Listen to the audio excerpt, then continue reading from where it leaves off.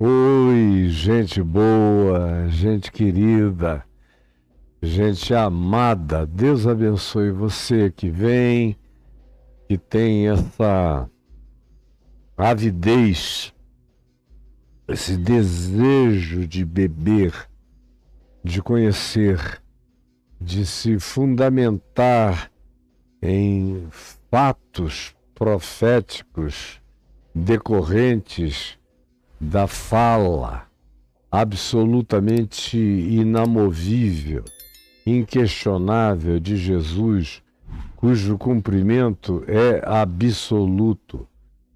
Ao invés de ficar andando atrás de profetinhas, profetadas, intérpretes e adventismos e Ellen Whites e marcadores da volta de Jesus, gente que quer saber de antemão, porque quer ter uma preeminência, um determinado culto coletivo por parte da multidão de ignorantes que dizem, essa ou esse sabem quando Jesus vai voltar, conforme eu disse no dia de ontem e está gravado na nossa plataforma aqui no YouTube.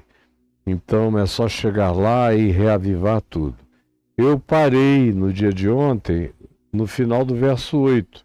Eu só consegui falar de fato no dia de ontem sobre as 3 perguntas que suscitaram o decorrer do que está aqui exposto e sobre o verso 9. Já que eu estou seguindo a sequência da lógica de Jesus. E nós começamos do verso 12.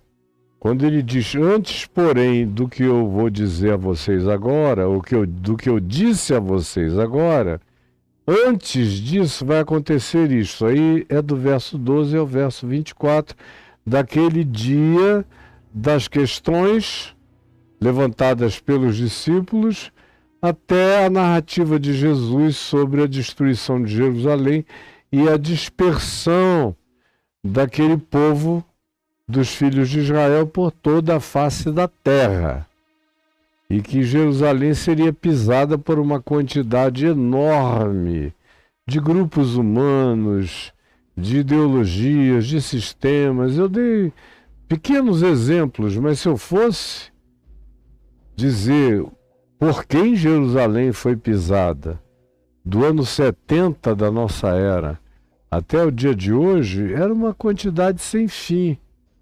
E hoje ela é pisada pelas patas guerreiras, sionistas, perversas de Netanyahu e seus asseclas. E no dia de hoje, inclusive, declararam que vão começar a construir a nova Gaza dos judeus, com presença de colonos judeus.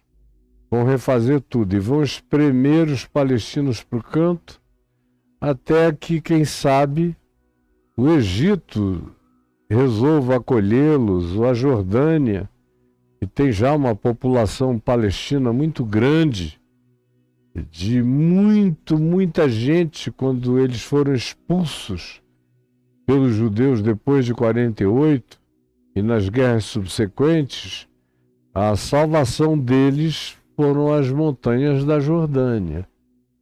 Mas a Jordânia já tem gente demais e tem muito medo de que ela, que está vivendo em paz, seja conturbada. por uma quantidade de milhões de pessoas que vão chegar sem ter onde morar. E a Jordânia não tem esses recursos de infraestrutura para abrigar milhões de pessoas da noite para o dia. E o Egito tampouco. Então é uma solução do egoísmo propelido pela perversidade indescritível desse fanatismo religioso, que é totalmente ilegítimo. É mais um dos ilegítimos pisando nesse chão, que não deveria ser objeto de nada. Jerusalém só será salva no dia que ela deixar de ser sagrada para judeus, cristãos e muçulmanos. Enquanto ela for sagrada, ela vai ser objeto de guerra, porque todo mundo quer tomar posse do sagrado para si. É idolatria, é fetiche, é pedra. Não tem valor nenhum. Se você quiser vender o chão de Jerusalém e as muralhas de Jerusalém, se você for avaliar o valor unitário do que tem ali em pedras, em riquezas, em tudo, não vale nada. Qual é o valor? O valor é do fetiche, é do imantamento. Não, essa pedra vale mais do que essa, porque essa aqui é sagrada. Essa aqui me deram. Essa aqui não, eu tropecei nela, andando pelo Rio Negro, em 2014, fazendo orações, e tropecei nessa pedra, pedindo a Deus que nunca deixasse o meu coração ficar empedrado, que me fizesse sensível. Todos os dias da minha vida eu tropecei numa ponta de uma pedra no Rio Negro. E aí eu achei interessante a ponta da pedra e escavei em volta. Quando eu puxei, tinha esse formato de coração em pedra. Para mim, teve um grande significado. Mas não é a pedra que tem valor. O valor é o significado. No meu caso, não é um significado religioso, é um significado simbólico espiritual. Mas se chegar alguém aqui e disser, ou você me dá essa pedra, ou eu vou tirar a vida de alguém ali, eu digo, pega essa, pega todos, leva tudo, mas a vida humana não tem preço. Quando você, todavia, é um religioso que cultua o sagrado como fetiche, e transforma a sua própria história num objeto de culto, aí isso aqui é algo acerca do que você vai dizer, mata o mundo inteiro, mas a pedra sagrada que Deus me deu não vai para ninguém. E é esse o poder de Jerusalém. Todo mundo chega e diz, o meu sagrado morou aqui. Os judeus dizem, o meu sagrado, Davi, foi quem tomou essa cidade dos jebuseus. Já começou na base da morte, da guerra e da apropriação indébita. Tudo em nome de Deus, dizendo, não, Deus me disse que essa vai ser a minha cidade. Aí, em nome de Deus, eu vou e faço toda e qualquer barbaridade.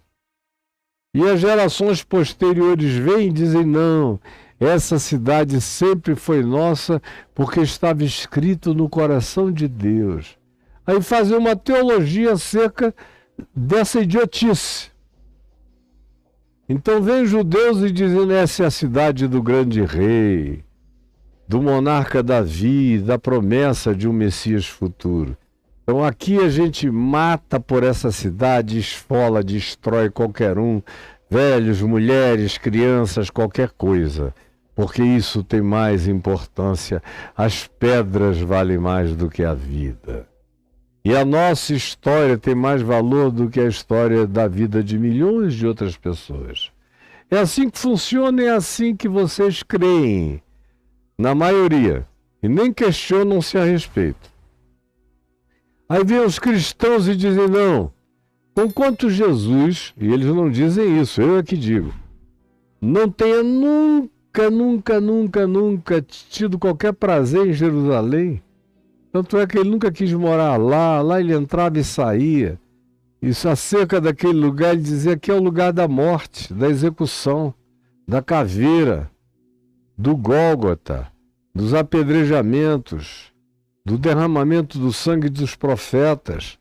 O povo que mora aqui sempre foi o pior povo da nossa própria história, por causa desse culto ao sagrado e dessa idolatria urbano-religiosa, por causa dos elementos de culto. Então ele nunca foi morar onde não tinha história. Lá na Galiléia dos gentios, onde era de todo mundo e não era, portanto, de ninguém. Nunca foi objeto de desejo fetichista por parte de nenhum religioso de Jerusalém, nem do judaísmo. Pois bem, mas os cristãos chegam e dizem, não, foi aqui que mataram Jesus, foi aqui que Jesus ressuscitou, foi daqui do Monte Olival que, segundo Atos dos Apóstolos, ele foi assunto aos céus, então aqui também é nosso. Aí é guerra, é cruzada, é morticínio, é uma coisa horrorosa. Aí vem os muçulmanos no século VII e dizem, não, essa cidade é nossa. Porque além de que nós também somos da linhagem de Abraão, Davi também sendo da linhagem de Abraão, por nós é considerado um profeta. E além disso tudo, todos os profetas da Bíblia também são nossos parentes e nós achamos que eles foram homens de Deus que não foram nunca compreendidos pelos judeus. Mas, sobretudo, aqui também a nossa cidade, porque Maomé cavalgou no seu cavalo alado até o lugar onde hoje está construído o Domo da Rocha, aquela abóbada dourada, que supostamente estaria construído sobre a pedra do Monte Moriá, o que é mais um fetiche. Ninguém tem nenhuma certeza arqueológica, histórica, de que aquela pedra é o Monte Moriá. Aquilo ali é uma designação, uma determinação, como a maioria do sagrado. Você vem, determina, as outras gerações vêm e adoram o que você determinou e acabou. Aí vem os muçulmanos e dizem, não, esse lugar é sagrado para nós também, nós não vamos abrir mão dele. De jeito nenhum, de forma alguma. Além do que, Jesus também foi o maior de todos os profetas. A gente só não concorda com o cristianismo em relação ao fato de que ele morreu na cruz. O Alcorão diz que ele não morreu na cruz porque Deus o Pai o amava tanto, Deus justo, Alá, santíssimo e misericordioso, não ia deixar que o único ser humano limpo, puro, acima de todas as purezas, morresse na cruz da ignomínia e o tirou da cruz. Foi um sósia que morreu no lugar dele, enquanto Alá o arrebatou. Portanto, essa é uma cidade sagrada. É em nome de histórias, é em nome dessas caronchinhas religiosas que a gente vive nesses dias na iminência de uma hecatombe nuclear ou de guerras indizivelmente destrutivas e malignas como a história humana nunca conheceu antes, exceto quando explodiu a bomba de Hiroshima e depois a de Nagasaki. Nada anterior foi comparado ao que Netanyahu acaba de fazer e continua a fazer em Gaza e em outros lugares, porque a potência dessas bombas nunca foi tão forte quanto agora, mesmo as não atômicas. E isso tudo acontece por causa de amor pelo sagrado, meu sagrado, minhas pedras santas. É tudo assim. É tudo fetiche. São vibradores espirituais. Não é verdade. Não é um caso de amor com Deus. É um uso de vibrador sagrado para estimular a alma e na ausência de Deus se satisfaz com os vibradores sagrados da religião, com os seus cultos orgiásticos, produzidos pelo prazer nas pedras. É um negócio, me desculpem a construção descritiva de natureza erótica, mas é patético desse jeito e desse modo, e pelo menos eu sei que é assim que Jesus vê. E eu não tenho como não ver do mesmo modo. Então ontem nós ficamos aqui no verso 8, com Jesus falando: vede que vocês não sejam enganados. Aí eu falei da multidão de cristos, falsos cristos, anticristos, candidatos a cristos, que Jesus disse que viriam de todos os lados, já estavam vindo antes de Jesus, vieram durante Jesus, vieram depois de Jesus e nunca pararam de vir. Essa presença dos falsos cristos nos intestinos da chamada história religiosa ocidental é um negócio que nunca parou de acontecer e nem parará.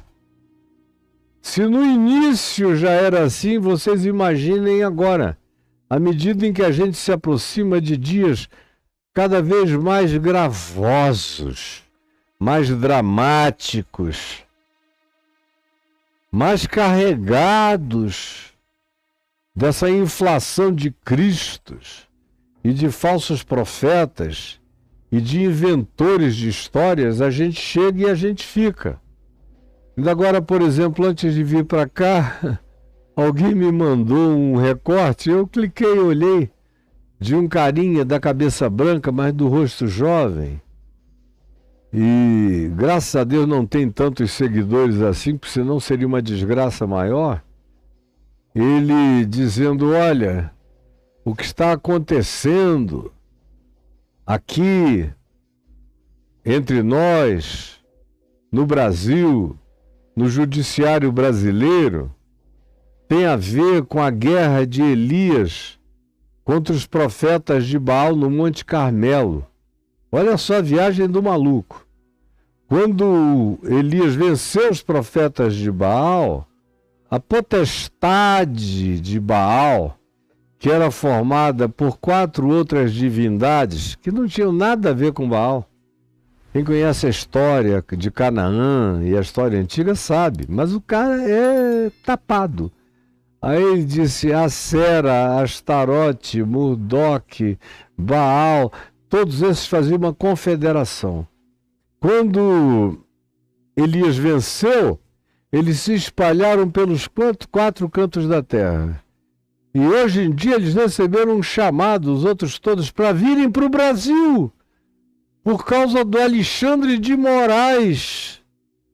Eles estão aqui e nós estamos lutando contra essas potestades dos dias do profeta Elias. Lá no Monte Carmelo, estão aqui no Planalto Central agora, atiçando o Alexandre de Moraes. Aí tem gente que não sabe nada de nada, o cara não sabe nem cortar a unha do pé. Mas, oh, que coisa, que revelação. Por que meu pastor não me contou isso? Se for um pastor honesto, eu não te contaria isso, porque isso é mentira. É invenção de um maluco que tem a carinha de criança e o cabelo branco como de gente velha, mas não sabe nada de coisa nenhuma, nem o nome dele eu decorei, nem quero aprender. Agora, vocês acabam embarcando em todas essas loucuras. De modo que, se Jesus disse que naqueles dias haveria uma proliferação de falsos cristos e falsos profetas, imagina agora, no auge da apostasia da igreja.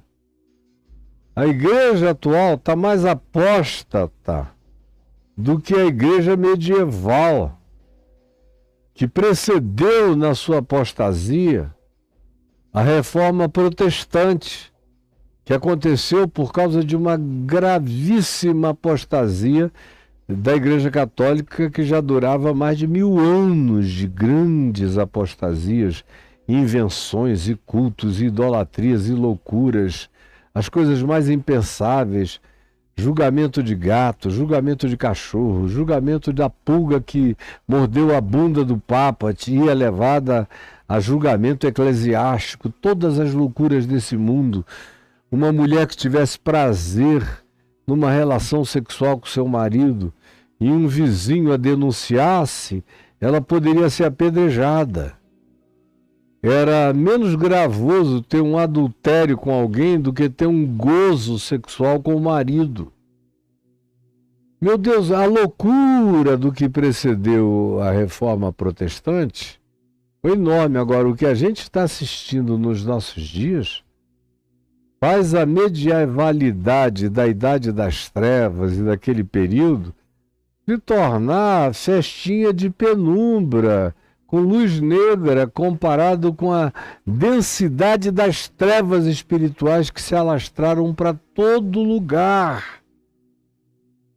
E vocês não sentem porque vocês não tiveram conhecimento do Evangelho, não te levaram a patada do amor de Deus, não foram rasgados pelo amor de Deus em Cristo Jesus, se converteram já no esqueminha de prosperidade, domínio, poder, churches de luz roxa e teto preto, e igrejas de novenas e de campanhas. Então, vocês nem percebem, é a tal da velha história do sapo jogado na panela, cuja água é esquentada lentamente, e depois de um tempo ele morre na fervura, mas não pula fora.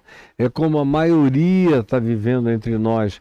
E quem quer que advirta e diga essa água está fervendo e você vai morrer queimado, é acusado pelo sapo de dentro da panela dizendo: seu herege, saia daqui. Bom, o que Jesus disse que aconteceria naqueles dias, e eu tratei no dia de ontem, é aquilo que continua até o dia de hoje, como ontem mesmo eu disse. Chegou a hora, quantos já disseram nesses dias, nesses tempos chegou a hora. Quantos mais dirão que chegou a hora? E tantos mais, quantos serão ainda iludidos e enganados por essas marcações de hora, por esses indivíduos que bombam aí na internet só falando sobre profecias da volta de Jesus. Olha, o rio Eufrates está secando. Todos os rios do mundo estão secando com problema climático, não é só o Eufrates. Nos últimos anos eu passei algumas vezes sobre o Eufrates. Está um pouco mais seco. Mas se der uma chuvarada, ele enche tudo outra vez. O Nilo está um pouco mais seco. Faz 2 meses eu estava lá. Mas não é cumprimento de profecia nenhuma. É a circunstância climática. Aí o cara não entende, ninguém entende. Aí qualquer um, o cara chega lá e fala, diz um negócio desse e todo mundo, ai meu Deus, tomara que fique horrível. Quanto pior fique, melhor.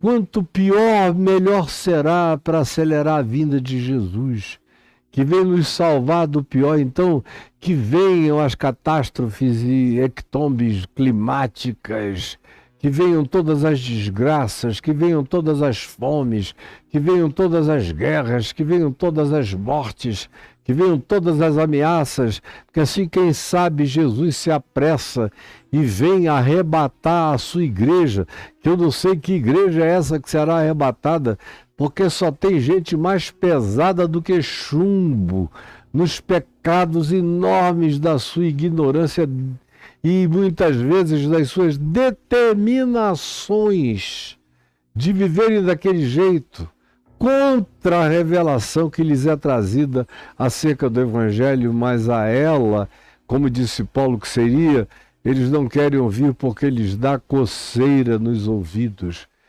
tapa os ouvidos. Não quero ouvir esse cara falar, ele é perigoso, pode me demover. Eu não quero ouvir.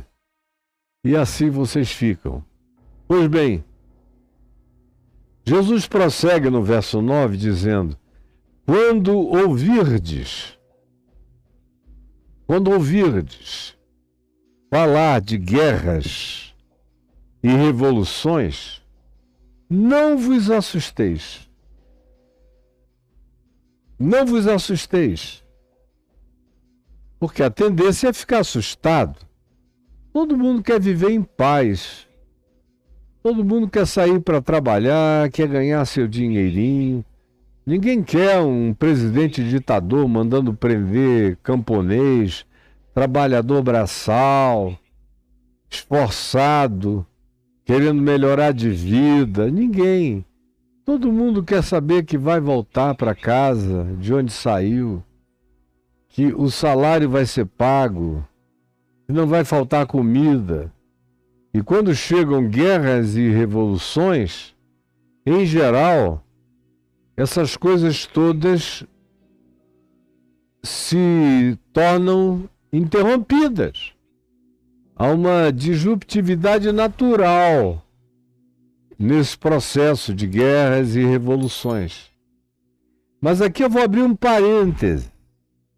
Eu quero abrir porque é preciso ler o Apocalipse tendo Jesus como chave hermenêutico interpretativo. E aqui, nesse pequeno Apocalipse de Jesus, você tem os elementos apocalípticos de revelação profética de tudo que o Apocalipse, com outra linguagem de natureza simbólica, metafórica e arquetípica, descreve. E Jesus aqui, sem metaforia, sem arquetipia e sem simbologia, descreve numa linguagem narrativa, praticamente jornalística, científica, sismológica, para cada um de nós, por mais grotesco de nós entender. Mas aqui no verso 9, quando ele fala, quando ouvirdes de guerras e de revoluções, não vos assusteis, eu preciso abrir um parênteses e chamar você para o livro do Apocalipse, especialmente para o capítulo 6 do Apocalipse, onde a fenomenologia das guerras e das revoluções está descrita nesses selos que vão sendo abertos pelo Cordeiro, que venceu e é o único digno de abrir os livros e desatar-lhe os selos. Pois bem, o que é que se diz aqui? Qual é o primeiro selo no capítulo 6 do Apocalipse que o Cordeiro abre e diz: vem. Então, eis que um cavalo branco e o seu cavaleiro com um arco saíram, e foi-lhes dada uma coroa, e ele saiu vencendo e para vencer. Aí tem gente que diz que isso aqui é a interpretação do cara que isola o texto sem contexto, por pretexto, de acordo com a sua predeterminação doutrinária, e não quer entender a fenomenologia geral do livro. E aí eles dizem que esse vestido de branco é Jesus, porque Jesus aparece mais adiante num cavalo vestido de branco, então tem que ser Jesus. Não. Esse cavalo vestido de branco já foi montado por muita gente que venceu com hegemonia. Esse cavalo trata muito mais da questão da hegemonia político-militar do que de qualquer outra coisa. De uma coroa universal, de alguém que chega e diz: eu serei o rei do mundo. Eu serei o papa do mundo, eu serei o imperador do mundo, o mundo inteiro me serve. Como a gente está vendo acontecer agora aqui entre nós. Olhando para o norte do planeta, você vê uma figura lá com cara de laranja, dizendo: eu sou o imperador do mundo. E com uma coroa na cabeça, autocoroado, como a gente já viu em vários outros momentos anteriores da história, como Napoleão, como a gente já tinha visto com Alexandre o Grande, como a gente viu com vários Césares, como a gente viu com Gengis Khan, como a gente viu com vários outros. O que caracteriza esse momento? É a cor do cavalo? Não. É o poder hegemônico. É uma coroa de dominação geral. E é uma força militar avassaladora à qual ninguém pode resistir. Portanto, o que Jesus está falando aqui, o que o Apocalipse está tratando, é de hegemonia político-militar, de gente que chega em nome, como por exemplo, dos romanos, que chegaram em nome da Pax Romana. Não, nós viemos porque vocês serão mais felizes debaixo da nossa dominação, da nossa expropriação, do nosso espólio, do nosso controle, do que sozinhos. Vocês vão melhorar sob o meu domínio. Porque por mais ganancioso que eu seja, o meu domínio ainda vai dar alguma vantagem a vocês. Esse é o pensamento que está por trás disso. E aonde quer que você tenha esses poderes hegemônicos se levantando, é uma questão de tempo. Aparece o segundo cavalo. O segundo cavalo com seu cavaleiro, que é o cavalo vermelho. E o seu cavaleiro, o líder desse movimento vermelho, que não é comunista, não é nada disso. Se a gente fosse associar alguma coisa, o vermelho nesses dias aqui, vermelho de natureza praticamente escarlate, era a cor dos romanos. Mas, sobretudo, vermelho é a cor do sangue, a cor da guerra. É a cor daqueles que foram atravessados no campo de batalha e das crianças mortas dentro das cidades e de todos que foram trilhados pelo poder desse que chega com o domínio hegemônico, dominando o mundo inteiro, e depois de um tempo sofre rebelião, que é inevitável que venham as guerras e as revoluções como contraposição ao desejo hegemônico dos que chegam para controlar.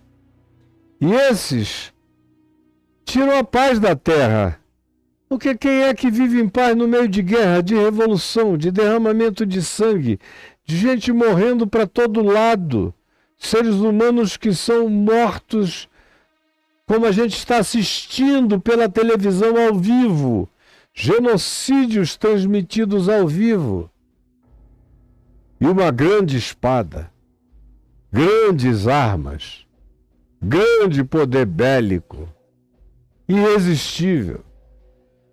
Hegemonia, tentativa de dominação global ou regional, produz reação.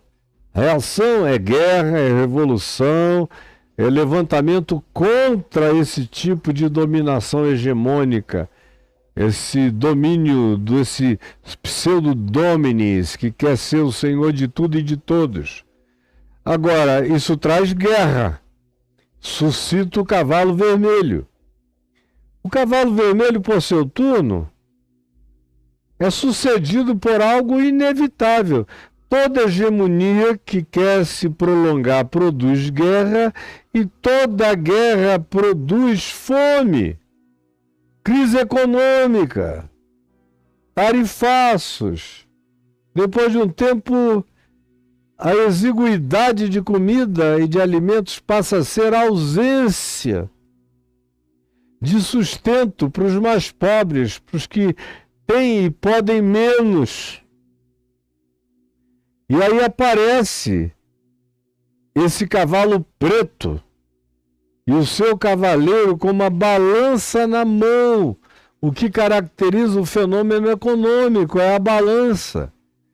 E ouvi uma como voz no meio dos 4 seres viventes dizendo: uma medida de trigo por 1 denário, 3 medidas de cevada por 1 denário, e não danifiqueis o azeite e o vinho. Ou seja, tudo tem a ver com o que pode alimentar, e faltando pode fazer morrer de fome, de necessidade, de carência. Guerra produz fome. Gaza que o diga, a Ucrânia que o diga, a história humana que o diga. Alguém quer ser hegemônico. Aí vem no seu poder de hegemonia soberana, produz guerra, controle. Depois de um tempo há uma revolta. As revoluções, as sublevações, os terrorismos, os terroristas, os zangados dizendo não, por que que eles fazem isso com a gente? Então agora vale tudo. Já que eles oficialmente jogam bomba na nossa cabeça, nós que não temos nenhuma oficialidade, vamos subrepticiamente matar aqueles que nos matam. Aí a política apelida quem joga bomba de cima com bandeira de guerra e apelida quem vai sorrateiramente por baixo para enfrentar de guerrilheiro ou de terrorista. É tudo uma questão de semântica e de status. Mas são as mesmas maldades que estão em confronto. O resultado disso, desse choque, é fome, é crise econômica. Aí vem um quarto cavaleiro, e ele vem num cavalo amarelo, num cavalo baio. Na realidade, o texto original grego descreve um cavalo com cor de morte. Você já viu quando uma pessoa morre? Depois de 24 horas, ela começa a ficar com aquela amarelez da morte. O tom vai mudando, o sangue já foi virando salmoura, já não há mais nenhuma vitalidade naquele corpo que está apodrecendo. E o apodrecimento dá essa coloração de morte. E aí chega esse cavalo com cor de morte, o baio. E o seu cavaleiro é chamado de morte. E o inferno o segue. Morte e inferno andam juntos.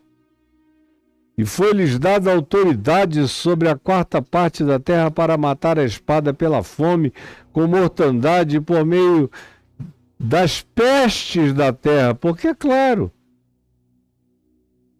guerra produz morte, morte produz corpos podres, putrefatos, e a putrefação dos corpos produz peste. É um fenômeno simples de se compreender. E aí, se eu estivesse falando sobre o Apocalipse, eu iria embora, porque os 7 selos contam uma história fenomenológica que vai terminar lá no inconsciente coletivo e no retorno disso tudo para a fenomenologia planetária. Mas não é bem aqui o caso no dia de hoje, eu vou parar por aqui. Só usei esse exemplo como ilustração. Quando ouvirdes falar de guerras e revoluções, não vos assusteis, fiquem preparados, vai acontecer inevitavelmente. Inevitavelmente. É o que eu tento dizer aos meus filhos e aos meus netos. Embora as novas gerações nunca queiram ouvir falar de guerras nem de revoluções.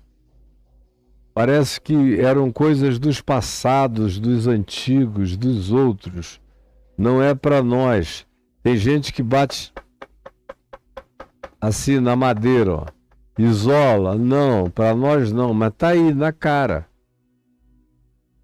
E eu digo aos meus filhos, já ninguém é criança, todo mundo está ficando velho como um dia eu fui velho, e hoje já sou muito mais. E eu digo, como eu digo aos meus netos, olha, vocês se preparem. E se preparem da melhor maneira possível, e o melhor preparo não é intelectual, não é profissional, não é nada disso. É espiritual, é mental, é psicológico. É desenvolver garra, ousadia, rigidez, combatividade.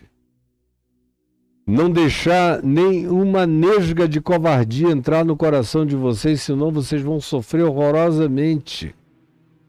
Vocês têm que se preparar para o que der e para o que vier, porque o que aguarda o futuro não é bonança, É cada vez mais complexificação da existência, a ponto de que vocês nem reconhecerão mais o significado da existência humana diante do que vai acontecer nessa mistura de maldade com tecnologia, com androides, com gente que vai se casar com robôs mais inteligentes do que a soma dos humanos, com os humanos depois sendo subjugados pelas estátuas falantes. O que nos aguarda por aí, nenhuma ficção conseguiu juntar num pacote, num combo só.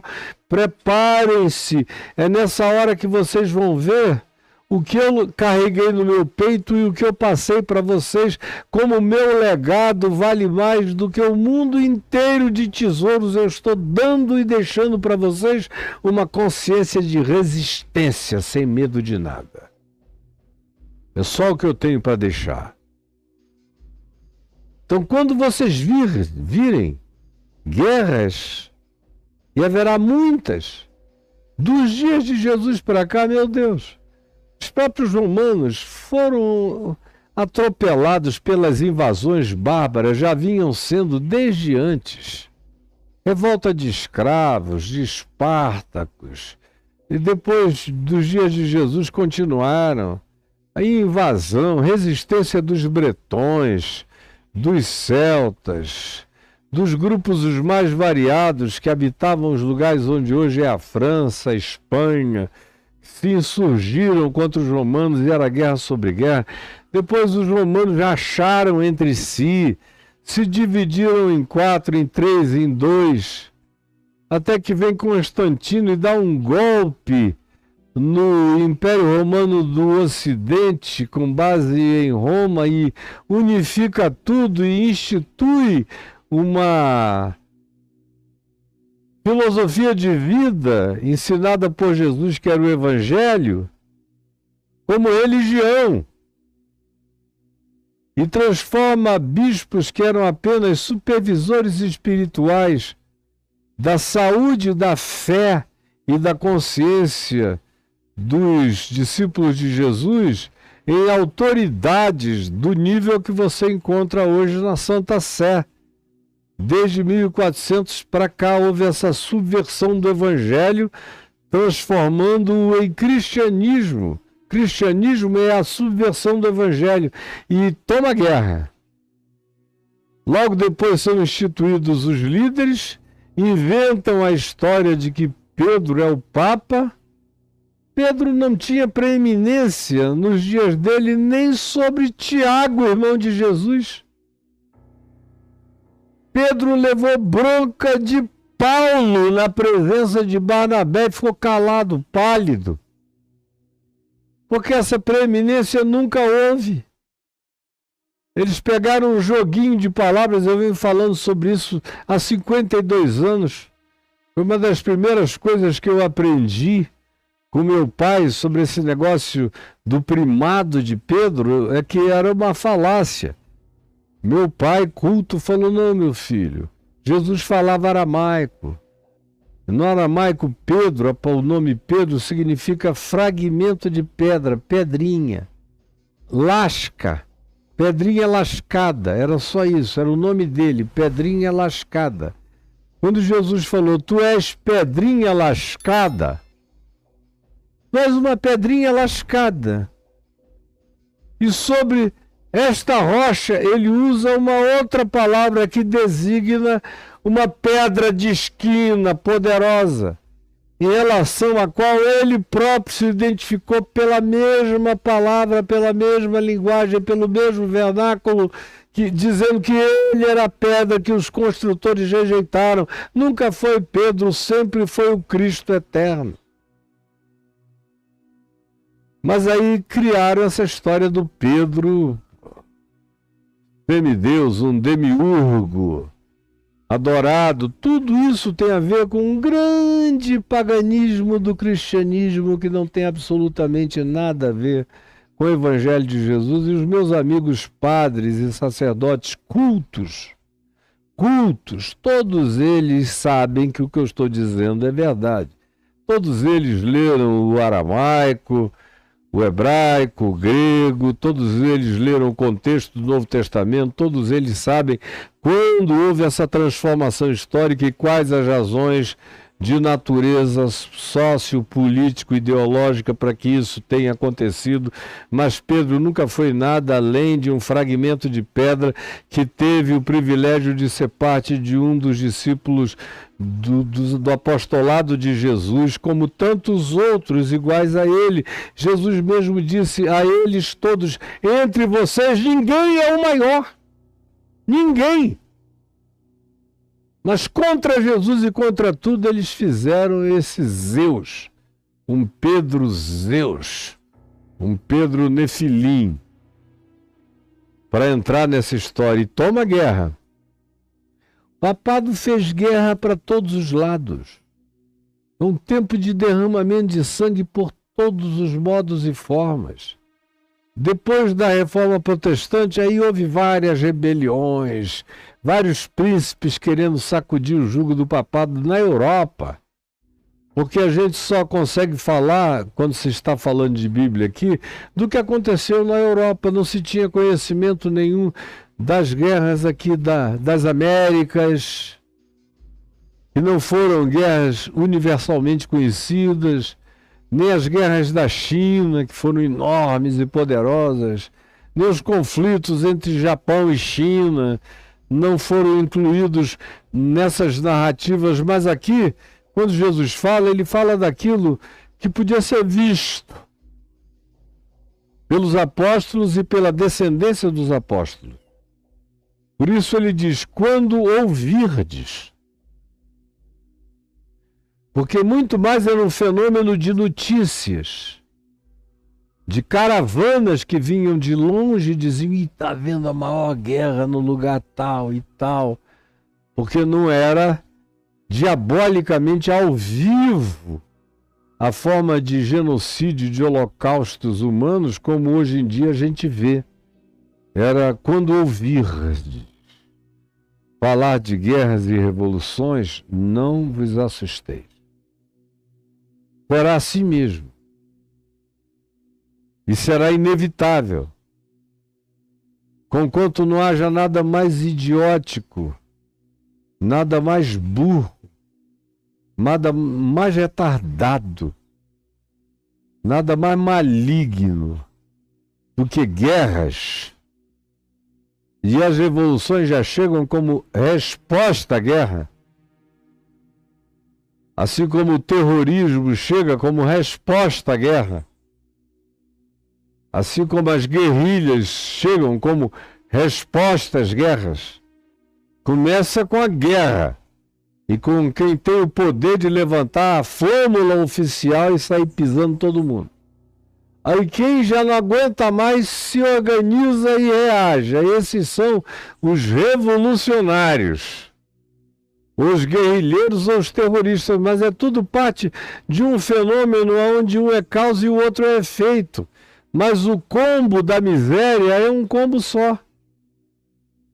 E a desgraça final é a mesma. Pois é necessário que primeiro aconteçam essas coisas. Muito sangue derramado pela história humana inteira, e desde que Jesus falou isso faz 2000 anos e a gente não cessa de ver. E quanto mais o nosso conhecimento histórico cresce, mais a gente fica sabendo de guerras, de guerras, de guerras, de guerras, de guerras, de guerras. E nessa região do Oriente Médio com a Europa, que é a região geopolítica do Novo Testamento, a gente viu guerra demais. Estão todas elas historiadas nas minúcias. As razões as mais patéticas, mas não importa. Há uma sandice de controle. E todas elas produzidas pela vaidade. Você praticamente nunca ouviu falar de uma guerra que a necessidade tenha criado. E que alguém, por necessidade, tenha atacado em primeiro lugar. Só quando seja alguma coisa absolutamente preventiva, porque já se sabe que estão vindo contra nós, é uma questão de dias. E é uma raridade. Na maioria das vezes, sequer é expansão do ego. É o apóstolo Tiago, irmão de Jesus, quem nos diz, perguntando de onde procedem as guerras? E a gente fica esperando uma resposta sociológica, econômica, ou política, ou até filosófica. Mas não, as respostas são todas convergentes para o diagnóstico de Tiago, irmão de Jesus, que perguntou de onde procedem as guerras. Ele diz dos prazeres, dos hedonismos, das pulsões, do narcisismo, da egolatria, do desejo de grandeza, de supremacia, de divindade. Tem alguma coisa tocando por aqui e alguém tem que vir apagar a glorinha correndo. Então, vem desses poderes malignos, operantes na vossa carne. Tem a ver com hedonismo. Quero ser o maior, maior do que meu pai, como era o caso de Alexandre o Grande. Quero ser maior do que meu pai Filipe. Os imperadores romanos todos. Quero ser maior do que aquele que me precedeu. E em qualquer outro reino ou rei, todo mundo querendo ser maior do que o anterior. Ou querendo provar que o reino, que até então lhe foi adversário, já não tem mais o poder de enfrentá-lo, uma vez que ele criou uma frota, uma armada, e treinou um exército e contratou milicianos, mercenários, para enfrentar aquilo, para pegar uma coroa de uma cabeça e botar na outra. Não tem nada a ver com pobre, com povo, com comida e com bebida. É poder, é domínio, é glória. Vamos ver se o meu pinto é maior do que o teu. Quem é que manda mais aqui? Quem tem maior potência? Em geral, são pessoas sexualmente extremamente frustradas, são as que mais vão à guerra e que mais fazem guerra. E aqui entre nós a gente tem exemplos disso. São os sexualmente mais frustrados os que fazem guerras e querem provar que eles são enormes, grandiosos e poderosos, não dão conta do recado, às vezes a não ser com criancinhas, pedófilos perversos. Quando vocês ouvirem falar de guerras e revoluções, não vos assusteis, pois é necessário. A humanidade vai exaurir todos os seus recursos de esperança. Vai chegar um ponto em que não haverá mais propositura ideológica para enganar. Como a gente está chegando nesse ponto? Não tem mais nem argumento ideológico, porque todo mundo já se cansou de todo tipo de ideologia, de argumentação. Agora os caras fazem e dizem porque fazem. A gente pergunta, mas por que você está fazendo isso? Aí um Putin responde, porque eu posso. Por que você está fazendo isso, Netanyahu? Porque eu posso. Por que você está fazendo isso, Trump? Porque eu posso.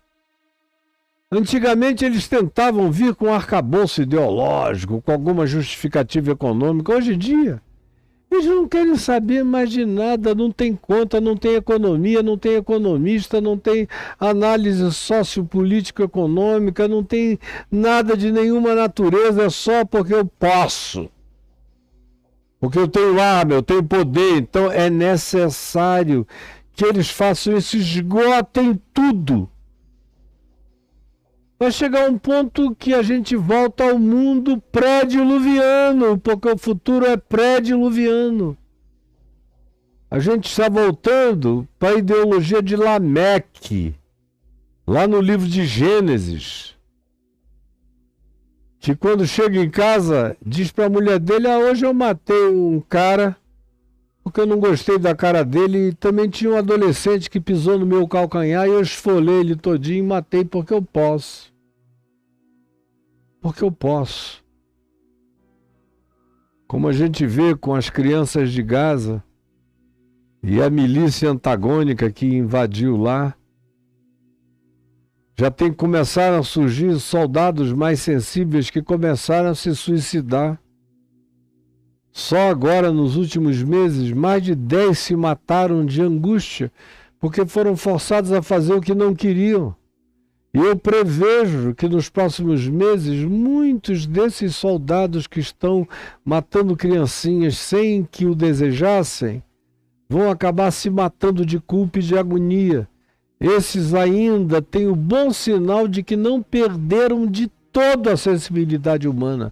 Mas tem outros que estão fazendo game com a morte de velhos, crianças e mulheres grávidas. Esses se tornaram diabos e não notaram.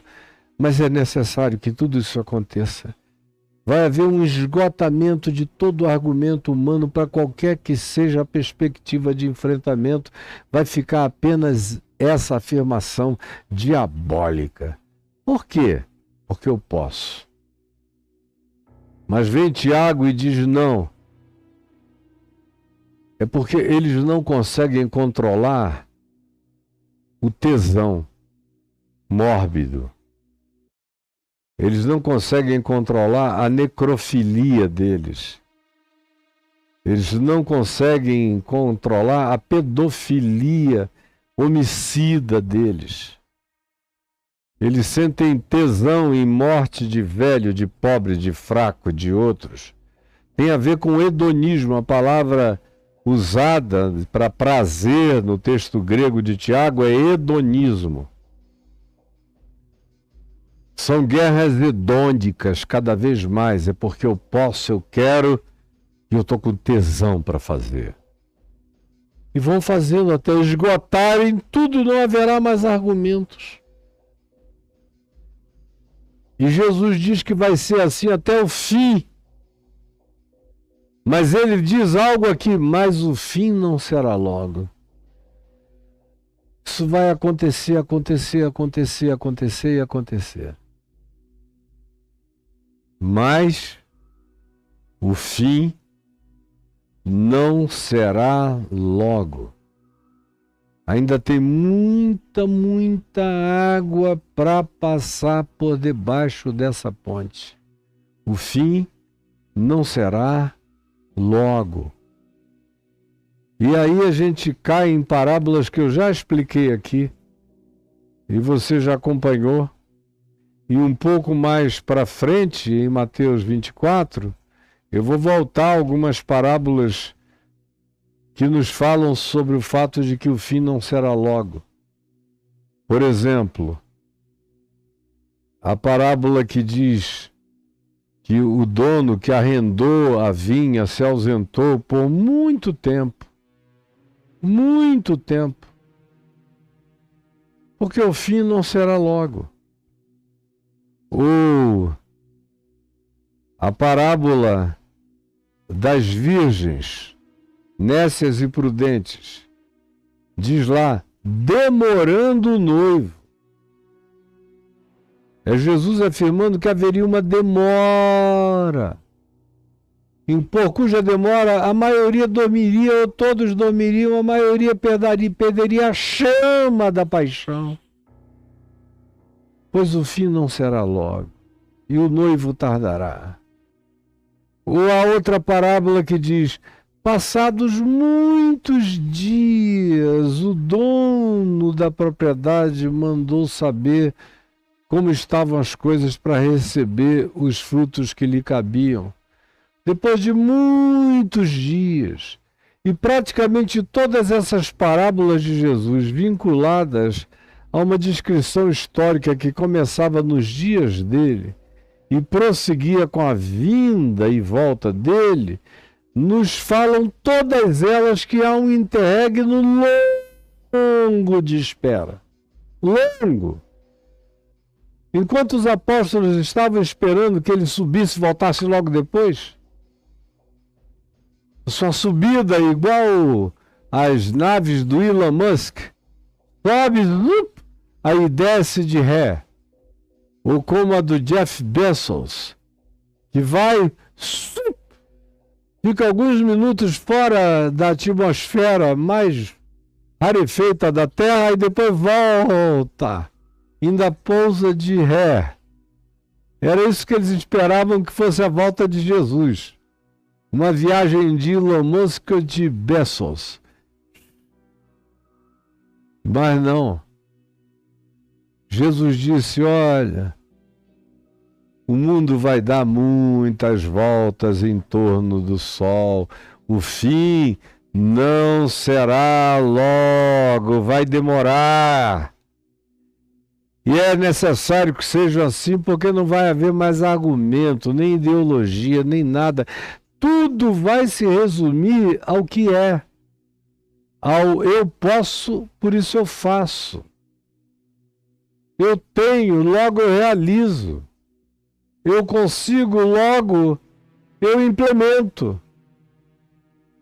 Eu tenho poder, logo eu destruo. Sem mais nenhuma necessidade de argumentação, nem cálculo, para enganar, para tentar justificar, não. Nós chegamos já nesse tempo em que o que domina é o poder que diz, eu só estou fazendo e não preciso explicar, estou fazendo porque quero e porque posso. São os pais dos fins dos tempos, que os crentes, inclusive, gostam de eleger para que sejam os dominadores, aceleradores dessa maquiavelice satânica que se cumpre hoje em torno de todo o planeta Terra. Mas o fim não será logo. E o que é que Jesus quer dizer com "e o fim não será logo"? A respeito disso, eu vou falar com vocês no nosso próximo encontro, na terça-feira que vem, se Deus quiser, que eu não sei nem que dia é. Que dia cai terça-feira que vem? Clarinha, por favor, rapidinho aí. Dia do mês. 12? Então 12 eu estou aqui. E 13 também eu estou aqui. Eu vou dar uma viajada ao Rio no dia 14. Mas terça que vem eu ainda farei. E se for o caso, eu faço também na segunda. Porque eu quero dar uma acelerada. Então, na semana que vem eu prossigo com você dizendo por que o fim não será logo. O que nos aguarda? O que nos espera? Senhor Jesus, eu quero te pedir que tu prepares a mente, o coração de cada um de nós para os dias que estão por vir. Eu te peço pelos meus filhos, netos, bisnetos e por todas as próximas gerações. Por favor, cobre-os com teu amor e prepara-os com lucidez e fé para enfrentarem o que quer que venha. É o que eu te imploro de todo o meu coração. Em nome de Jesus. Amém e amém. Gente boa, vocês estão vendo aqui um Pix que está passando por aqui com uma pessoa física. Caio e Adriana. Está passando aí. E eu quero agradecer as pessoas queridas que contribuíram nesse Pix pessoal do CPF. E muito obrigado. A Shirlene, ela todo dia, ou dia sim, dia não, ela manda uma contribuição. Obrigado, minha filhinha. Shirlene Oliveira Diniz. Deus te abençoe e que a graça de Deus seja contigo. Aí tem outras pessoas lindas que colaboram aqui. O difícil às vezes é saber mexer esse negócio. Deixa eu ver como é que vai aqui, ó. e do lado. Walter Barbosa dos Santos, obrigado. Denis Wagner Barcelo, Carla Carolina Cerqueira da Costa, obrigadíssimo. José Antônio Reis de Souza, obrigadíssimo. Davidson Nunes, Deus te abençoe, meu filho. A graça do Senhor seja contigo. Shirlene, de novo, todo dia. A gente sabe que é outro dia porque ela muda os valores. Obrigado, Shirlenezinha. O José Aparecido, obrigado. É outro, ó, lealzão. O Francisco Alcides Dias Filho, como diria o meu pai e diriam os antigos, é batuta, ele não falha. A Vanessa Aparecida Rosa, obrigado, Vanessinha. E aí outros continuam, deixa eu ver aonde estamos. Aqui, Shirlene de novo, outro dia ela entrou e marcou. Obrigado, minha filhinha querida, viu? Deus te abençoe. E deixa eu ver quem chega aqui. Aí o Walter, com muita generosidade, outra vez, Walter Barbosa dos Santos, obrigado, meu filho. Denis, grato de coração. Carlinha, Carolina, muito obrigado. José Antônio, muito obrigado de coração, meu filho. E aqui nós temos a nossa amiga Shirlene, que não falta, é todo dia. O José Aparecido, que também, ó, regularíssimo. O Francisco, a Vanessa, todos esses lindos que não nos deixam na mão nunca. Nunca, nunca, nunca. Muito obrigado. Vocês têm sido salvação em muitas coisas para a nossa vida, para a nossa casa. Muito obrigado mesmo. Um beijo para vocês. E agora tem um outro Pix passando aqui, e é para esse que eu chamo a sua atenção imensamente, que é o que tem a ver com o meu ministério, com o sustento do que eu faço aqui, com a troca dos equipamentos, manutenção, pagamento dos salários dos que trabalham comigo, sem os quais eu não conseguiria fazer tudo que eu faço. Tem um Pix de um CNPJ passando aí para você anotar, colaborar e contribuir, como também, para quem pergunta se tem outras alternativas, é só escrever caiofab.com.br, você aperta Enter, aí cai aí no meu blog, lá em cima está piscando no branquinho contribuições, aí você tem dois bancos, o Santander e o Banco do Brasil, para você fazer transferência bancária, depósito e transferência. Ambos têm as suas agências e respectivos CNPJs, embaixo tem mais opções de contribuição, aí você entra aí, tem aqueles dois bancos anteriores, é a mesma coisa, e tem os cartões de crédito de todas as bandeiras mundiais. E embaixo tem o PagSeguro e depois o PayPal, especialmente para quem deseja nos ajudar morando no exterior. Tiraram o PayPal rapidamente dali, mas todo mundo sabe como alcançar o PayPal. Mas quando está no ar assim, é mais fácil, o cara clica em cima, já cai lá para fazer a sua doação. E eu falo aqui do que para mim é de suma importância agora, que são os meus cursos. Escreva aí caiofab.com.br/cursos, Enter. Aí você cai nessas bandeiras, nesses banners. Dentro de cada banner tem uma explicação minha dizendo o que eu entrego naquele curso. Você já sabe como funciona. E tem o curso novo que eu estou oferecendo agora, que é o Poder dos Salmos. Esse é novíssimo. Eu já adiantei mais de 1 ano e meio para frente. E se eu parasse de gravar hoje, ainda tinha 1 ano e meio de cursos de salmos. São salmos lidos tendo Jesus como chave hermenêutica. Aí cada salmo se transforma em 4, 5, 6 evangelhos. Como essa semana eu gravei o Salmo 90, foram 7 subdivisões tendo Jesus como chave hermenêutica. Maravilhoso. Quem mais lucra sou eu. Eu saio daqui edificadíssimo, fazendo cada um desses cursos. Eu sou abençoado com o que eu ensino a você. E como é que você alcança esse curso? É caiofabio.net/cursos. Você diz, eu quero o poder dos salmos. Quero ter acesso ao poder dos salmos. E aí eles vão enviar o link para você e você vai ficar com um propeller na alma. Vai ter uma turbina te turbinando em fé, em nome de Jesus. Vá lá e pegue o seu. E para concluir, vocês sabem que eu lancei O Futuro é Pré-Diluviano.